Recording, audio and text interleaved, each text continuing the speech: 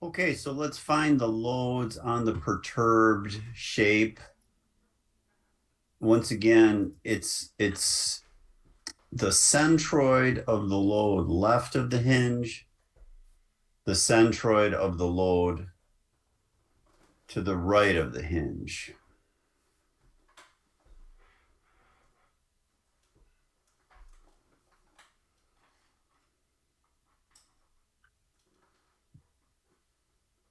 So where is that load point? I think the fastest way of doing this is to drop horizontal lines, which are projections. If that word troubles you, don't worry about it. The idea is we could look at everything simply along the horizontal axis. So this, let me just show these numbers here. The names don't matter at all, but let's display the numbers here. And you'll see, I hope, that based on the unperturbed shape, here's where the crown is in 2 dimensions, but on a horizontal dimension, it's at 45.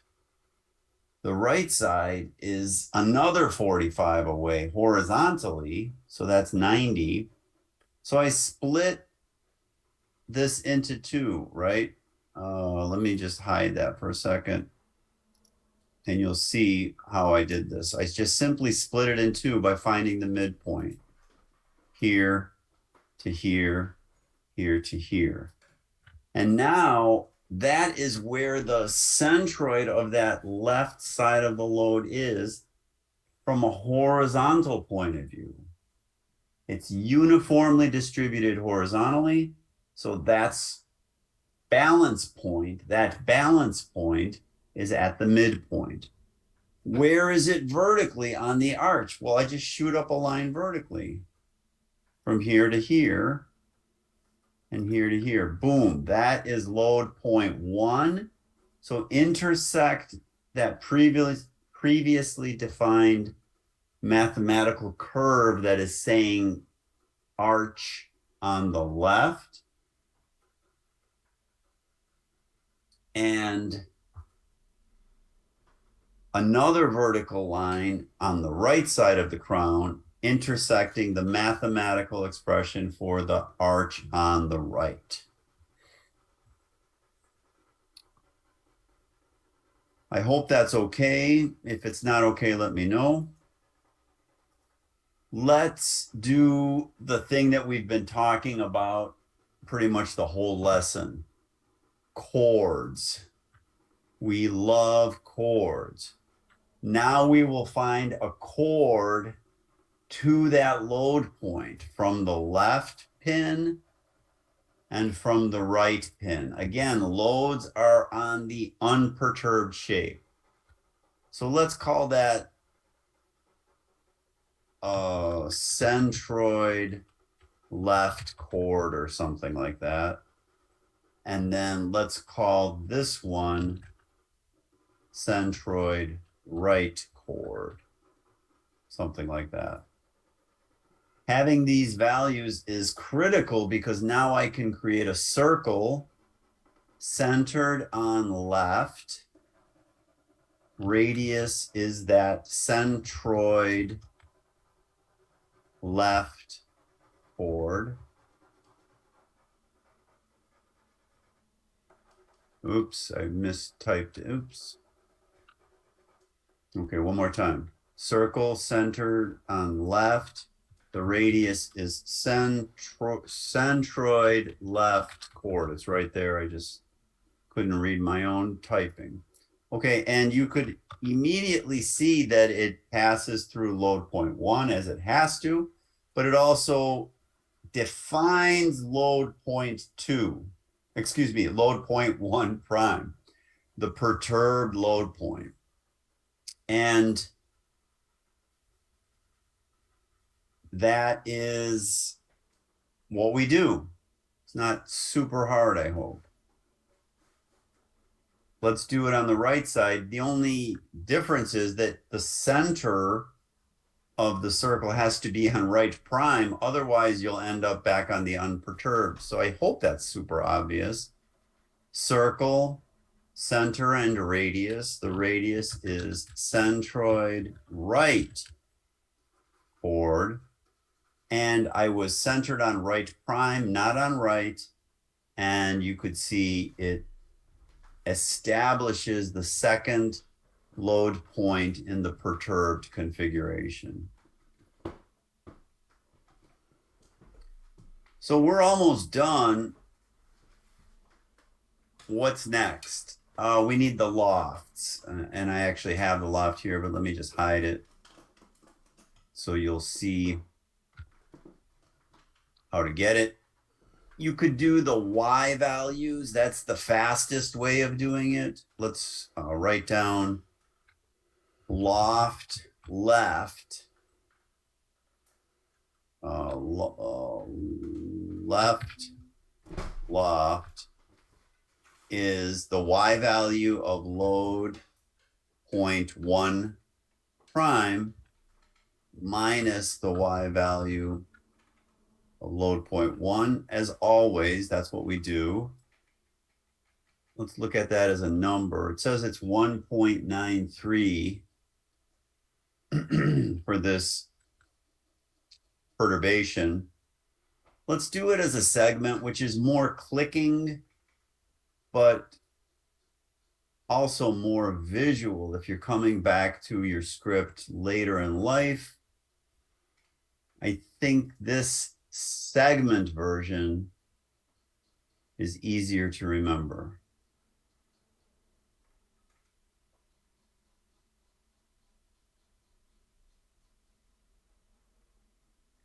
All I'm doing now is just drawing a vertical segment. Let's make it solid so we could really see it. Let's rename that as left loft segment or something like that. And display the, let's just display the value. 1.93, 1.93 looks perfect. Everything looks great. You can move it as close or as far as you want. You could also draw some beautiful horizontal lines. The loft on the right is exactly the same process. I'll just do the segment because it's super visual. You could do the numbers. You could just take the Y values of load point 2 prime minus the Y value of load point 2, and then you're done. This requires a few more steps. Let's move that out of the way.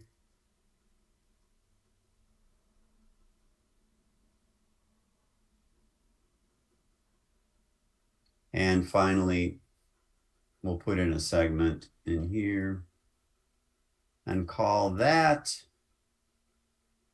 right loft segment.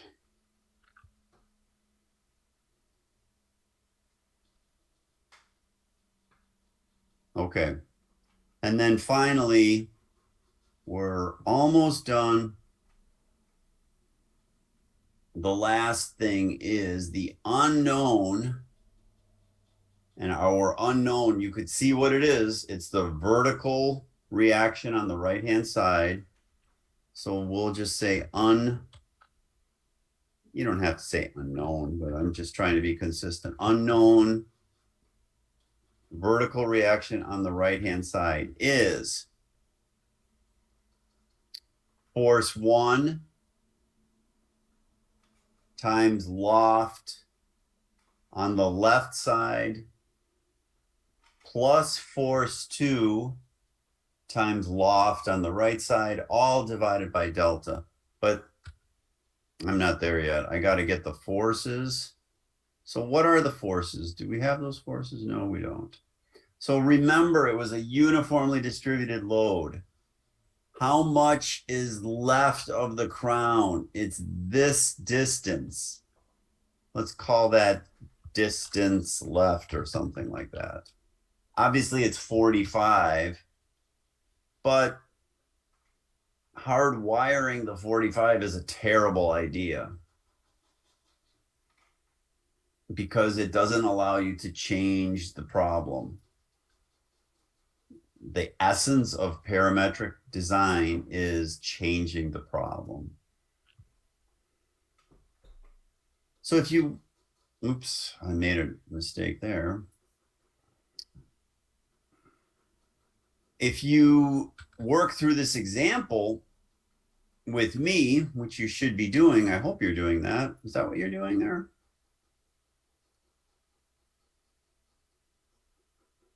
Then you could simply change things for the study, the etude, and if everything is parametric, you should be golden. Okay, what's the force on the left? Oh, I think I did that already. Force on the left, but let's do it one more time here. Force left is force per length, which we said was 175, but there's nothing magic about that number, multiplied by distance left. The force on the right is the same, but it need not be the same because the crown need not be at the geometric center horizontally. It could be where you want it to be as a designer. Force R is force per length multiplied by the right side distance, okay? So all of that looks fantastic. Do I have a delta in here? I don't think I have my delta. Let's see. I don't think I defined delta yet, so that's easy peasy. Let's put it right in here. That is delta. Okay, now we're golden. Now we're golden. So the unknown reaction on the right in the vertical direction is, now let's talk this through. The force on the left is going down. The loft on the left is going up. That's negative work. It becomes positive on the right-hand side.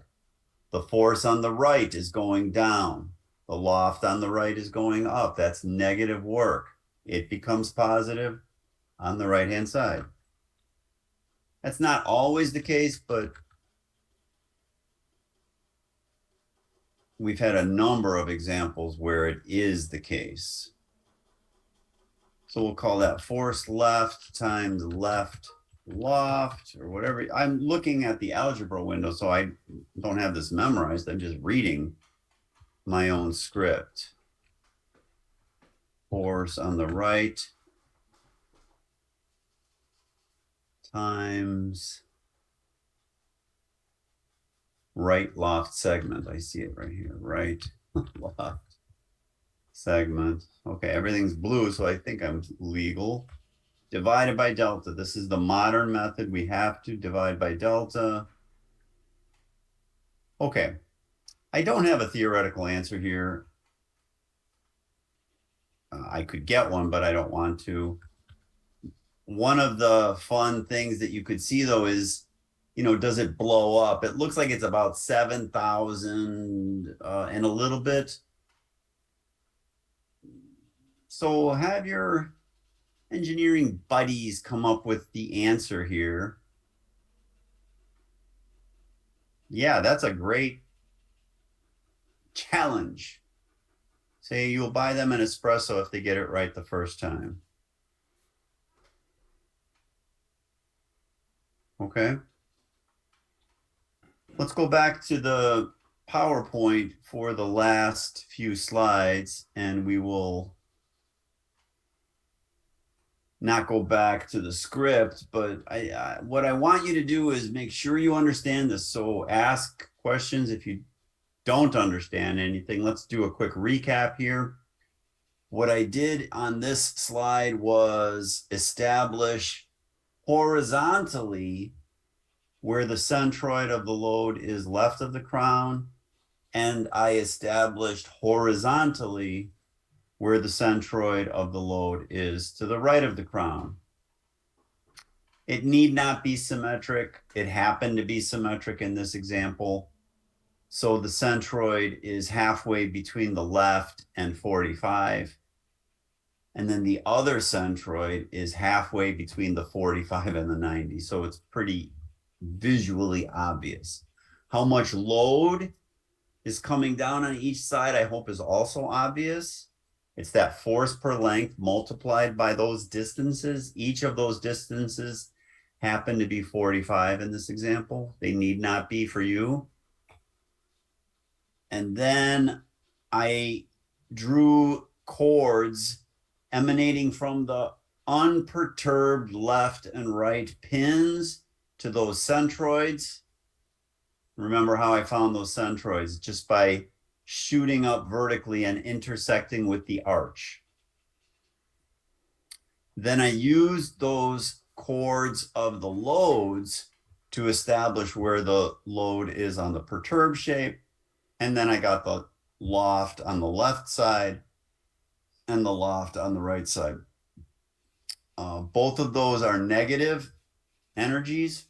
They become positive when you bring it to the right-hand side of the equation. So for a large perturbation, the answer is not theoretical. Oh, I do have the theoretical answer here.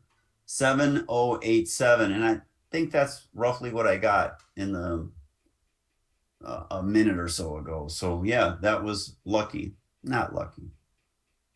Fortuitous. There it is. 7087 was my theory. And for a very tiny delta, I have nearly 7037. So I'm getting there.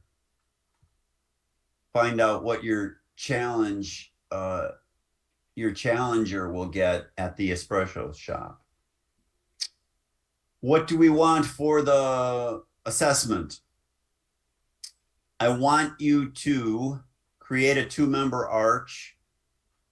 I want you to apply a uniformly distributed load horizontally along the projection. It's meant to be quick. You don't have to make this symmetric. You can make it symmetric. You can make it look a lot like the one that I just did, or you can come up with your own shapes. That's fine. Find the right vertical equilibrating reaction, just like I did, but let's make the stands different.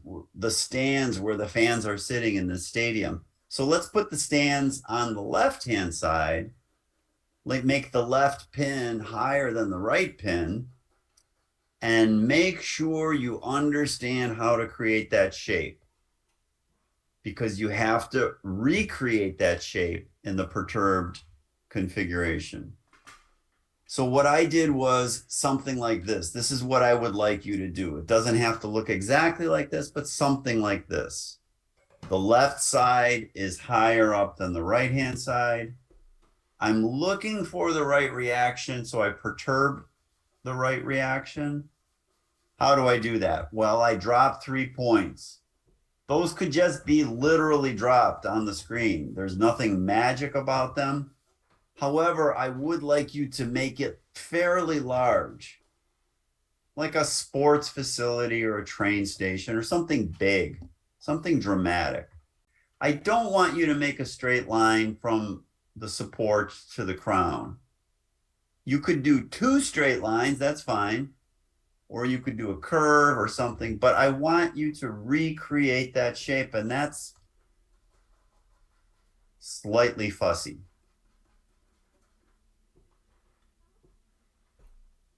How do we get the crown prime? We use chords which are independent of the shape of the arch. We've said that many times in this lesson.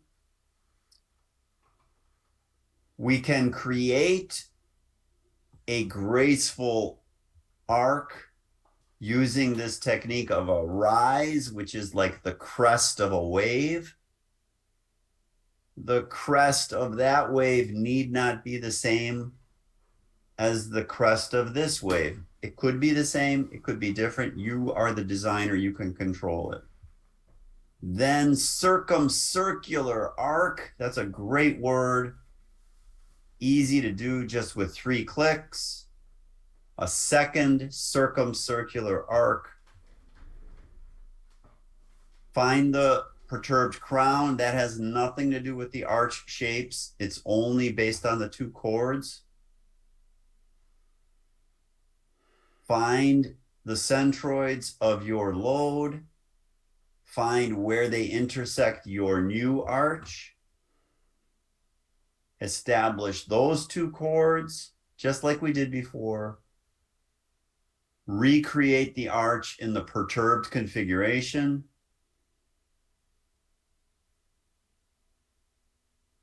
Get the lofts, solve the reaction. Okay? And then I think you'll be proud of the fact that you designed a sports stadium here.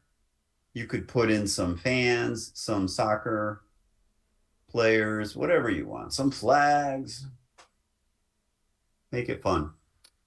As we always say, if it's not fun, I'm not happy with it. So I want you to have fun. I want you to really enjoy it.